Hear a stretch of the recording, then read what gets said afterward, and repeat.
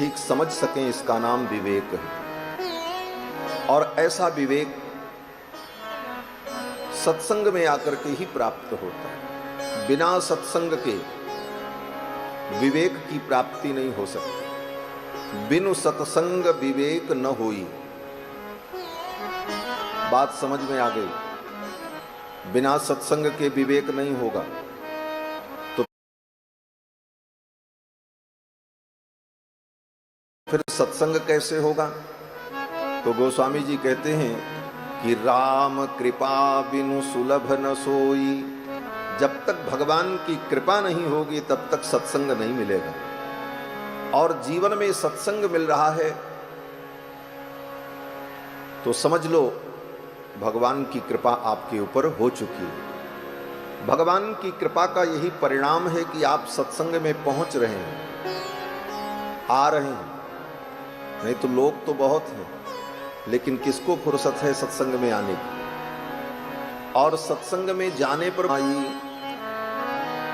इस सत्संग रूपी सरोवर में आने के लिए कोई जीव चलता है तो रास्ते में अनेक कठिनाइयां भी आती हैं।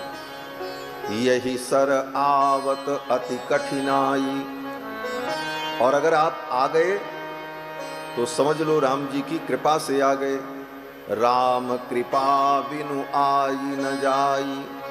राम जी की कृपा के बिना कोई सत्संग में आ नहीं सकता। और कितने लोग तो आते हैं लेकिन आने के बाद भी उन्हें सत्संग का लाभ नहीं मिल पाता। यही सर आवत अति कठिनाई, राम कृपा बिनु आई न जाई। और जड़ता जाड़ विषम उर लागा, गयौ न मज्जन पाव अभागा। गोस्वामी तुलसीदास जी महाराज कहते हैं कि कुछ अभागे प्राणी ऐसे भी होते हैं जो सत्संग में पहुंच तो जाते हैं जिस किसी भी प्रकार से, लेकिन वहां जाने पर उनको जड़ता का जाड़ा लगने लगता है। जड़ता जाड़ विषम उर लागा, गयौ न मज्जन पाव अभागा। जैसे कोई व्यक्ति परिश्रम करके, मेहनत करके टिकट बनाकर यहां से तीर्थराज प्रयाग पहुंच जाए और प्रयाग में जनवरी के महीने में जब कड़ाके की ठंडी पड़ती है, उस समय मौनी अमावस्या का स्नान वहां पर लोग करते हैं। और वहां जाने के बाद उसको जाड़ा लगने लग जाए और फिर हिम्मत न हो कपड़े उतारने की तो जा करके भी स्नान नहीं कर पाते। उसी प्रकार जड़ता जाड़ विषम उर लागा, गयौ न मज्जन पाव अभागा।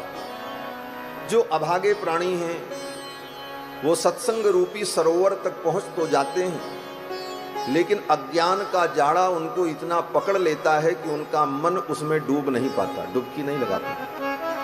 तर्क कुतर्क से बुद्धि उनको विचलित करती रहती है और सत्संग रूपी सरोवर में वो स्नान नहीं कर पाते। और अगर आ गए और सरोवर में डुबकी लगाई, भगवान की कथा में अपने मन को स्नान कराया, तो समझ लो वो बड़भागी है।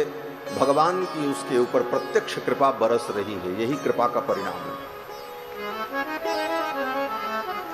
राम कृपा बिनु आई न जाई। आप सभी बड़भागी हैं कि अपने व्यस्ततम समय से इतना समय निकालकर भगवान की मंगलमयी चर्चा श्रवण कर रहे हैं। जीव का परम धर्म है कि इस मानव जोनि को प्राप्त करके वो भगवान के चरणारविंद को प्राप्त करे। इसीलिए ये मानव जीवन मिलता है। अन्य जीवन जो है, पशु पक्षियों का जीवन, भोजन शयन, संतान की उत्पत्ति, ये सब तो पशु भी करता है। लेकिन पशु कुछ नए कर्म नहीं करता। पशु केवल अपने पूर्व में किए गए कर्मों के फल को भोगता है। इसीलिए पशु योनि भोग योनि है। उस योनि में प्राणी अपने पाप कर्मों के फल को भोगता है, इसीलिए वो पशु बनता है। और मानव योनि, ये मनुष्य जन्म इसलिए मिलता है कि इस जन्म में आप अपने पाप पुण्य कर्म दोनों का भोग करो और साथ साथ में नए पाप पुण्य करने का अवसर भी आपको मिल जाता है। और इसके साथ साथ मानव जीवन में यह भी अवसर मिलता है कि तत्वबोध प्राप्त करके, ज्ञान प्राप्त करके, भगवान के चरणों की भक्ति करके संसार सागर से तर जाओ। नरतन बार बार नहीं मिलता, ये मनुष्य शरीर बार बार नहीं मिलता। फिर जननी ना ही जनेगी, अब न बनी तो फिर न बनेगी। अगर मानव जीवन में आपने बनाया नहीं तो फिर ये बनाने का अवसर नहीं मिलेगा। अब न बनी तो फिर न बनेगी, अब न बनी तो फिर न बनेगी, अब न बनी तो फिर न बनेगी, अब न बनी तो फिर न बनेगी। लख 84 जोनि भ्रमण कर, लख 84 योनियों से रार चलेगी, फिर यम से रार चलेगी। अब न बनी तो फिर बार बार नहीं मिलता, नर तन बार बार नहीं मिलता, नर तन बार बार नहीं मिलता।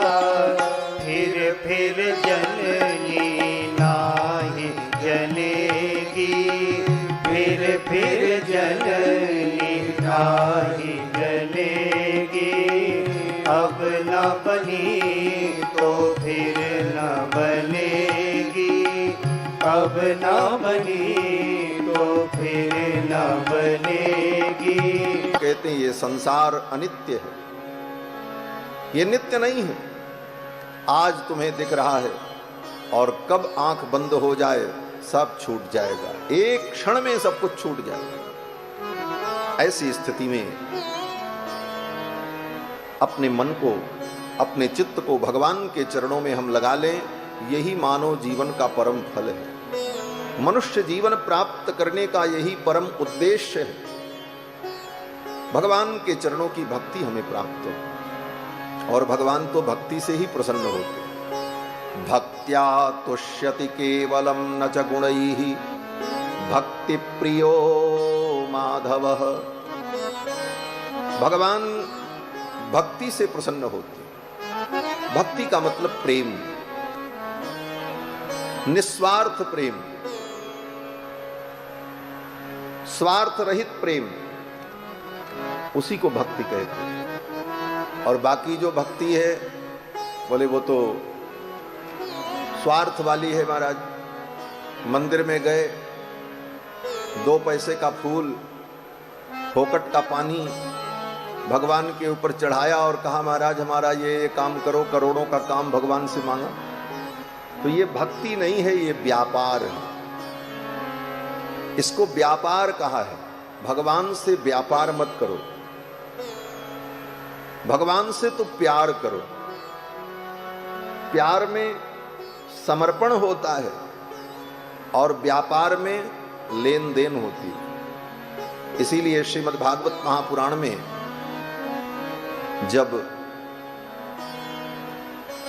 नरसिंह भगवान की कथा आई तो नरसिंह भगवान जब खंभे से प्रकट हुए गर्जना करते हुए, यस्तंभात् गर्जमानो गगट गडगडात् बालचंद्रार्धदृष्टः व्योमाभूत् पाट्यमानः पपटपटपटस्ताड्यमानः सटाभिः। गर्जना करते हुए नरसिंह भगवान जब प्रकट हुए, हिरण्यकश्यपु का वध कर दिया भक्त प्रहलाद ने भगवान के चरणों में साष्टांग प्रणाम किया और कहा, प्रभु आपके चरणों में मैं प्रणाम करता हूं, मेरे ऊपर कृपा करो। तो भगवान बड़े प्रसन्न हुए और भगवान ने कहा, प्रहलाद वरदान मांगो, क्या चाहिए। आज मैं प्रसन्न हूं तुम्हारे ऊपर, ऐसी विषम परिस्थिति में भी तुमने मेरा भजन नहीं छोड़ा। इतने दुख आए तुम्हारे ऊपर, लेकिन तुमने मेरी भक्ति नहीं छोड़ी। तुम्हारे इस समर्पण से मैं प्रसन्न हूं, वरदान मांगो, क्या चाहिए। यहां तक भगवान ने कहा, कुछ भी मांग लो, कहो तो आज मैं तुमको ब्रह्मा बना दूं। हाँ, ब्रह्मा जी को आवश्यक रिटायरमेंट दे दिया जाए, उनको सेवानिवृत्ति दे दी जाए, तुमको ब्रह्मा बना दे। कहो तो भगवान शंकर का जो पद है, भगवान शंकर को भी सेवानिवृत्त कर दें, उनका पद तुमको दे। इससे बड़ा पद और क्या हो सकता है, जो मांगो। लेकिन भक्त प्रहलाद ने क्या कहा। भक्त प्रहलाद ने भगवान से कहा, प्रभु यस्त आशीष आशास्ते न सभृत्य सवई वणिक। जो आपसे कुछ मांगता है वो आपका भक्त नहीं होता। खारिज कर दिया प्रहलाद जी ने। प्रहलाद जी ने कहा, जो भक्त आपसे कुछ मांगता है वो आपका भक्त नहीं है, वो तो व्यापारी। देने वाले को न पता हो कि इसको क्या चाहिए, इसके लिए क्या अनुकूल है। और भगवान बोले, भगवान तो सर्वज्ञ हैं, उनको सब कुछ मालूम है, तुमको क्या चाहिए, कब चाहिए, कैसे चाहिए, कितना चाहिए, कितना जरूरी है, कितना जरूरी नहीं है, ये सब भगवान को मालूम है।